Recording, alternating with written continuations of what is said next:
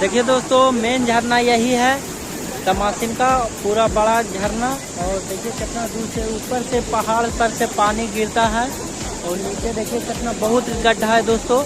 और 7 खटिया का जोर है इसमें डाला गया, 7 खटिया का जोर, और तभी नहीं चूमता है। बहुत गहराई है, इतना गहराई है कि मतलब।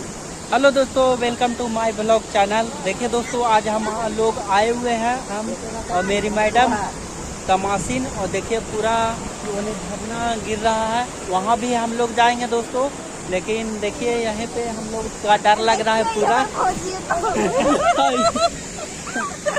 देखिए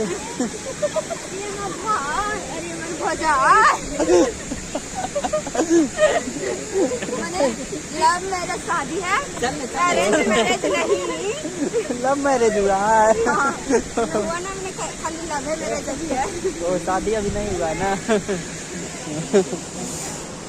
देखिए दोस्तों, बहुत गड्ढा है इन्हें। देखिए वहाँ झरना गिर रहा है वहाँ पे। और देखिए मेरी मैडम है। देखिए हम लोग आए हैं घूमने के लिए बिहार से, झारखंड। और यही इनका ससुराल पर नैहर पड़ता है। देखिए पहली बार आए हैं दोस्तों। बहुत मतलब पूरा आप लोग नज़ारा दिखा देते हैं। पूरा मतलब बहुत दूर से एकदम पानी का कहाँ से आता है दोस्तों पता नहीं है, लेकिन बहुत झरना गिरता है यहाँ पे। देखिए सामने